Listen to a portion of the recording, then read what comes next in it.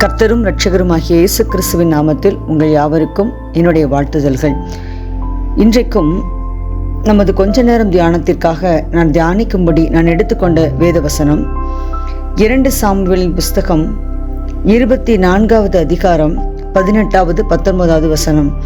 அன்றைய தினம் காத் என்பவன் தாவீதினிடத்தில் வந்து அவனை நோக்கி, நீர் போய் எபூசியனாகிய அர்வனாவின் களத்திலே கர்த்தருக்கு ஒரு பலிபீடத்தை உண்டாக்கும் என்றான். காத்துடைய வார்த்தையின்படியே தாவீது கர்த்தர் கற்பித்த பிரகாரமாய் போனான்.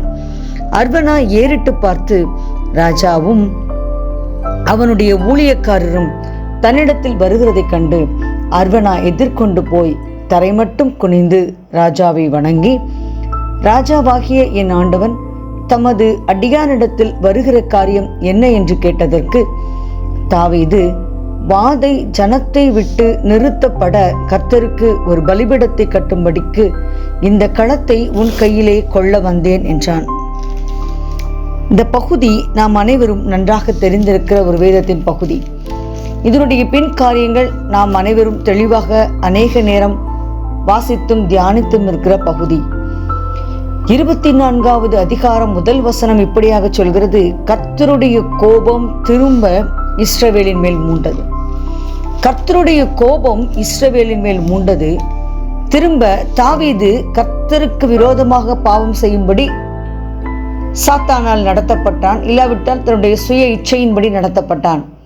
இப்படிப்பட்ட சூழ்நிலையிலே கர்த்தருடைய கோபம் இஸ்ரவேலின் மேல் வந்தது என்பதாக பார்க்கிறோம். நாம் வாசித்து கேட்ட அந்த வசனங்களில் கர்த்தருடைய கோபத்தை மாற்றுவதற்கு தாவீது என்ன செய்தான் என்பதாக நாம் பார்க்கிறோம். அநேக வேளைகளில் தேவனுடைய திட்டத்தையும் தேவனுடைய சித்தத்தையும் தெரிந்து கொள்ளாமல் நம்முடைய சுய இஷ்டத்தின்படி நாம் நினைக்கின்றபடி காரியங்களை செய்யும்படி நாம் முயற்சிப்பதனால் தேவனுடைய கோபம் நமது குடும்பத்தின் மேலோ நமது வீட்டின் மேலோ வருகிறதை நாம் உணர முடியும். தேவ கோபத்துக்கு ஆளாக வேண்டிய சூழ்நிலையில் நாம் சில காலங்களில் ஒருவேளை தள்ளப்பட்ட ஒரு நிலைமையில் இருக்கலாம். இப்படிப்பட்ட சூழ்நிலையில்தான் என் வாழ்க்கை இருக்குமோ, இதிலிருந்து மீளவே முடியாதோ என்கிற ஒரு கேள்வியோடு கூட இந்த காலை வேளையில் இருப்பீர்களானால் உங்கள் கேள்விக்கான ஒரு பதில் 2 சாமுவேல் புஸ்தகத்தில் 24வது அதிகாரத்தில் இருக்கிறது. 18வது வசனத்திலிருந்து நாம் பார்க்கும்போது அங்கு காத் தீர்க்கதரிசி இஸ்ரவேலின் மேல் மூண்ட தேவனுடைய கோபத்தை திரும்ப மாற்றும்படி தாவீதுக்கு ஒரு காரியத்தை கற்பித்து கொடுக்கிறதை பார்க்க முடியும். என்ன சொன்னார் என்றால், நீர் போய் ஒரு பலிபீடத்தை உண்டாக்கும். நீர் போய் ஒரு பலிபீடத்தை உண்டாக்கும். தேவனுடைய கோபம் சூழ்ந்து அடுத்த நிமிடம் என்ன செய்ய முடியும் என்று சொல்லி வழி தெரியாமல் அங்கலாய்த்து கொண்ட தாவீதினிடத்தில் காத்திருக்கதரிசி சொல்கிறார், நீர் போம், எங்கே கர்த்தருடைய தூதன் பட்டயத்தை பிடித்து கொண்டு நிற்கிறானோ அந்த இடத்திலே போய் நீ ஒரு பலிபீடத்தை உண்டாக்கு. பலிபீடத்தை உண்டாக்கு என்று சொல்லி பார்க்கும்போது நீ முதலாவது என்ன செய்ய வேண்டும்? அந்த களத்தை விலைக்கு கொள்ள வேண்டும். அதைத்தான் அங்கு தாவீது அர்வனாவிடத்தில் பேசுகிறதை பார்க்க முடியும். அடுத்ததாக 24வது வசனத்திலே பார்க்கும்போது அங்கே காரியங்களை பார்க்கிறோம். தாவீது கொண்டான் என்று பார்க்கிறோம். 25வது வசனம் இவ்வனமாய் சொல்கிறது, கடைசியிலே இஸ்ரவேலின் மேலிருந்த அந்த வாதை நிறுத்தப்பட்டது, கர்த்தர் தேசத்துக்காக செய்யப்பட்ட வேண்டுதலை கேட்டருளினார். எதனால்? பலிபீடம் கட்டப்பட்ட போது. 22வது வசனத்திலே பார்க்கிறோம், தகன பலிக்கு மாடுகளும் விறகுக்கு போரடிக்கிற உருளைகளும் மாடுகளின் நுகத்தடிகளும் இங்கே இருக்கிறது. கர்த்தருடைய கோபம் மாற வேண்டுமென்றால் பலியிட வேண்டும். பலியிடுவதற்கு இடம் கொள்ளப்பட வேண்டும், இடத்திற்கான விலை கொடுக்கப்பட வேண்டும்.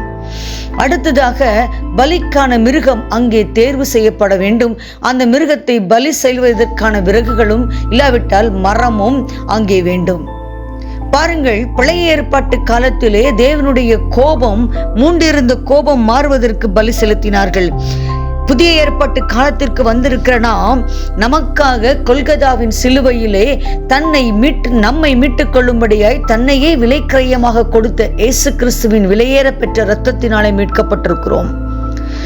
மரத்தினாலே தூக்கப்பட்ட எவனும் சபிக்கப்பட்டவன் என்று எழுதியிருக்கிறபடி கிறிஸ்து நமக்காக சாபமாகி நியாயப்பிரமாணத்தின் சாபத்துக்கு நம்மை மீட்டுக் கொண்டார் என்று கலாத்தியரிலே வாசிக்கிறோமே. இங்கே ஒரு மரமும், அதாவது விறகுகளும், அந்த விறகுகளும் விலைக்கிரயமாக கொல்லப்பட்ட அந்த ஒரு இடமும், பலிக்கான மிருகமும் இங்கே ஆயத்தம் செய்யப்பட்டு பலி செலுத்தப்பட்ட போது எப்படி கர்த்தருடைய கோபம் இஸ்ரவேலின் மேல் இது மாறினதோ, அப்படியே ஆட்டுக்குட்டியின் இரத்தத்தினாலே நீங்களும் நானும் மீட்டுக் கொள்ளப்பட்டிருக்கிறோமே. அவர் நமக்காக விலைக்கிரயமாய் கொடுக்கப்பட்ட ரட்சிப்பை, அனுபவத்தை பெற்றுக்கொண்டவர்களாய் அவர் நமக்காக சிந்தின அந்த விலைக்கிரயமான, இல்லாவிட்டால் நமக்காக அவர் பாவமானாரே, தன்னையே பலியாக ஒப்புக் கொடுத்தாரே, மரத்திலே தூக்கப்படுவதற்கு தன்னை ஒப்புக் கொடுத்தாரே, அந்த தியாக பலிகளை உணர்ந்தவர்களாய் அவருக்கு நம்மை நாமே தாழ்த்தி, புதிய ஏற்பாட்டிலே பவுல் எழுதுகிறது போல, நீங்கள் உங்களையே கிறிஸ்துவுக்கு உங்களை சுகந்த வாசனையுமான ஒரு பலியுமாக தேவனுடைய கிருபைக்கென்று, அவருடைய சித்தத்துக்கென்று ஒப்புக் கொடுப்பதே புத்தியுள்ள ஆராதனை என்று எழுதுகிறாரே. அப்படிப்பட்ட இடத்திற்கு வந்து தேவனுடைய சித்தத்திற்கு நம்மை தாழ்த்தி தேவனுடைய சுத்த கிருபைக்கு நம்மை ஒப்புக் கொடுப்போமானால் அந்த புத்தியுள்ள ஆராதனை ஏறெடுக்கப்படும் போது நிச்சயமாகவே உங்கள் வாழ்க்கையில் இருக்கிற வாதை மாறும், நிந்தை மாறும், அவமானங்கள் மாறும். நீங்களும் நானும் அப்படிப்பட்ட இடத்திற்கு வர வேண்டும் என்று தேவன் எதிர்பார்க்கிறார். விலைக்கிரயம் கொல்லப்பட்ட இடம் தேவை. ஆம், விலைக்கிரயமாய் சிந்தப்பட்ட அந்த இயேசு கிறிஸ்துவின் புண்ணிய ரத்தம் நமக்காக இருக்கிறது. மரத்திலே தூக்கப்பட வேண்டும். ஏனென்றால் பலிக்கான மிருகத்துக்கு அந்த விறகு வேண்டும் பலி செலுத்தப்படுவதற்கு. இங்கே அங்க மிருகம் போரடிக்கப்படுவதற்கு விறகுகளும் உருளைகளும் வேண்டும். இங்கே இயேசு கிறிஸ்து நமக்காக மரத்திலே தொங்கப்பட்டார். பலிக்கான மிருகம் வேண்டும். இயேசு கிறிஸ்து தன்னையே பலிக்கான மிருகமாய் ஒப்புக் கொடுத்தார். எனவே நாம் விசுவாசித்து கிருபாசன தண்டைக்கு நாம் கடந்து வருவோமானால், நம்முடைய வாழ்க்கையை அவருடைய சமூகத்திலே ஒப்புக் கொடுப்போமானால் வாதை நிறுத்தப்படுவதை காண்பீர்கள்.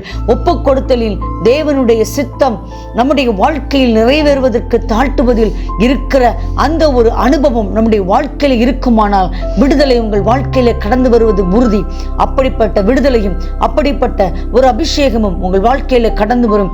நீங்கள் கடந்து வந்த அந்த வாதை உங்கள் வாழ்க்கையை விட்டு, குடும்பத்தை விட்டு எடுபடுவதை காண்பீர்கள். நிச்சயமாய் கர்த்தர் உங்கள் வாழ்க்கையிலே பெரிய காரியங்களை செய்வார். இப்பொழுது நாம் ஜெபிப்போம். நல்ல பிதாவே, 2 சாமுவேல் 24வது அதிகாரத்தை தியானிக்கும்படி கிருபை செய்தீரே, ஸ்தோத்திரம். இந்த நாளிலும் ஆண்டவரே, இஸ்ரவேலில் இருந்த வாதை நிறுத்தப்படும்படியாய் பலி செலுத்தப்பட்டது போல ஆண்டவரே, எங்களுக்காய் நீர் பலியானீரே. உம்மை நோக்கி பார்க்க குடும்பங்களில் இருக்கிற வாதை மாற ஜெபிக்கிறேன். குடும்பங்களில் விடுதலை வரும்படியே கேட்கிறேன். குடும்பங்களில் அற்புதம் நடக்கும்படியே கேட்கிறேன். தேவனுடைய நாம மாத்திரம் உயர்ந்திருக்கட்டும். தாங்கி நடத்தும், பலப்படுத்தும், வழி நடத்தும். இயேசு கிறிஸ்துவின் நாமத்தை கேட்கிறோம் நல்ல பிதாவே, ஆமென்.